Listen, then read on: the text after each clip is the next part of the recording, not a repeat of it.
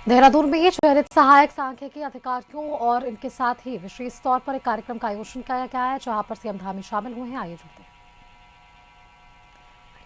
ये साजिश रची जा रही है। प्रभावी नियोजन को लेकर काम कर रहे हैं और किसी भी राज्य का नियोजन तभी अच्छा हो सकता है, प्रभावी हो सकता है, जब हम सब लोग ठीक प्रकार से काम करें, जिसमें अच्छी गुणवत्ता हो, अच्छा विश्वसनीय और समयबद्ध रूप से आंकड़े उपलब्ध हों, क्योंकि आंकड़ों के बिना न तो हम योजनाओं को बना सकते हैं और न ही उनकी सफलता और असफलता का ठीक प्रकार से हम मूल्यांकन कर सकते हैं। और सरकार की प्रत्येक योजना की दिशा, गति और परिणाम का निर्धारण आंकड़ों पर ही संभव होता है। इसलिए अर्थ एवं संख्या विभाग से डेटा संग्रह, विश्लेषण और अध्ययन के नोडल विभाग के रूप में काम करता है। इसलिए आप सभी की जिम्मेदारी अत्यंत महत्वपूर्ण है, क्योंकि सरकार की योजनाओं और नीतियों का लाभ जनता तक कितने अच्छे प्रकार से, कितने प्रभावी तरीके से पहुंच रहा है, किन क्षेत्रों में और सुधार की आवश्यकता है, कहां पर हमको और शोध और अनुसंधान को बढ़ाने की आवश्यकता है। और ये सभी दायित्व अब आप सबके कंधों पर है, आप सबकी जिम्मेदारियों में है। भाइयों बहनों, आप सभी को याद होगा, जैसा अभी मेरे से पहले बोलने वाले वक्ताओं ने बहुत संक्षिप्त में लेकिन गागर में सागर भरने का काम किया है। किस प्रकार से पहले जो भर्ती परीक्षाएं होती थी, उसमें कितने बड़े पैमाने पर धांधली होती थी, पक्षपात होता था, नकल होती थी, भ्रष्टाचार हुआ करता था, और जो योग्य उम्मीदवार होते थे, जिनके अंदर प्रतिभा, क्षमता और योग्यता होती थी, उनको अवसर नहीं मिल पाता था, प्रतिभाओं का निरादर होता था।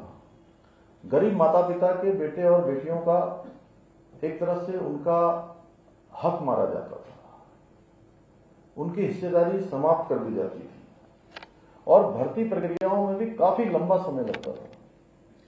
और इस देरी का फायदा उठाकर भ्रष्टाचारियों के द्वारा रिश्वत का खेल खेला जाता था, नकल माफिया हावी रहते थे।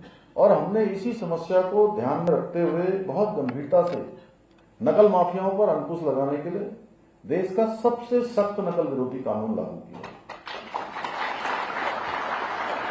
उसी का परिणाम हुआ कि पिछले 4-4.5 वर्षों में 26,500 से भी अधिक हमारे भाई बहनों को नौकरियां प्राप्त करने में सफलता प्राप्त हुई। आप लोगों को मैं ये भी बताना चाहता हूं कि पिछले 4 वर्षों में जितनी नौकरियां हमारे राज्य के युवा भाई बहनों को मिली हैं, अगर उसका पूरा हिसाब लगाएंगे तो राज्य गठन के पश्चात और पूर्ववर्ती सरकारों के समय से ये 2 गुने से भी ज्यादा है। 25 साल राज्य स्थापना के हमारे पूरे हो गए। इस वर्ष हमने राज्य स्थापना का रजत जयंती वर्ष के रूप में हमने इसका आयोजन भी किया, जगह जगह कार्यक्रम भी किए।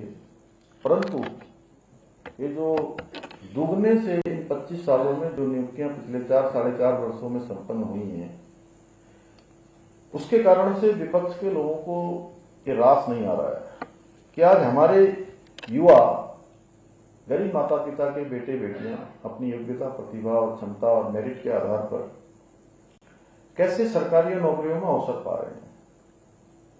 उनको परेशानी हो रही है इस बात की। मैं उन सभी को आज आप सबके इस कार्यक्रम के माध्यम से स्पष्ट कर देना चाहता हूं कि हमारी सरकार युवाओं के भविष्य के साथ किसी प्रकार से भी कोई खिलवाड़ नहीं होने देगी और हम युवाओं को रोजगार देने के जो हमारा संकल्प है, उसके बीच में किसी तरह की भी कोई बाधा बिल्कुल नहीं आने देंगे। कोई भी निर्णय लेना होगा, उसमें 1 मिनट की भी देरी नहीं करेंगे और वो निर्णय ले लेंगे। आप सबने देखा भी था, पिछले दिनों एक प्रकरण आया था, उसको बहुत तेजी से ये प्रचारित करने का प्रयास किया गया कि ये पर्चा आउट हो गया है, पेपर लीक हो गया है, जबकि वो पेपर लीक का मामला नहीं था। वो केवल एक सेंटर पर एक व्यक्ति के द्वारा कुछ प्रश्न बाहर भेज दिए गए थे। जब 1 लाख लोगों को पेपर बढ़ जाता है तो पब्लिक प्रॉपर्टी हो जाता है, वो फिर किसी के हाथ में नहीं रहता है। लेकिन अगर पेपर लीक होता तो 2 घंटे 4 घंटे पहले हो जाता। पेपर 11 बजे मिलता है, 11:30 बजे कुछ 12 प्रश्न उसमें से बाहर आ जाते हैं और उसको पूरे प्रदेश के अंदर एक अराजक माहौल बनाने का प्रयास किया कि पेपर लीक हो गया, पेपर लीक हो गया। लेकिन हमने तत्काल जो है उस पर कार्रवाई करी, मुकदमा दर्ज किया गया, आरोपी गिरफ्तार हुआ और जो हमारे बच्चों की मांग थी कि सीबीआई जांच होनी चाहिए, हमने सीबीआई जांच भी उसकी कर दी। इसके बाद उनकी मांग थी कि भाई ये पेपर निरस्त हो जाना चाहिए, कैंसिल कर देना चाहिए, इसको परीक्षा दोबारा आयोजित होनी चाहिए।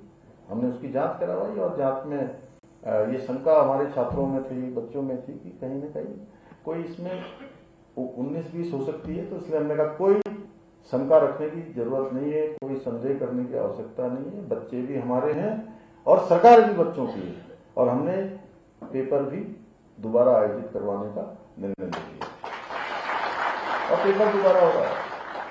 लेकिन कुछ लोगों ने उसको उस समय मुद्दा बनाने का प्रयास किया। आप सबको पता होगा, मैं उनके बीच में जाकर मैंने उनकी जो भी निश्चित मांगे थी, जो भी जरूरत थी, वो सब मांगे हमने उसी समय मान ली और हम दोबारा से उसकी परीक्षा आयोजित करवा रहे हैं।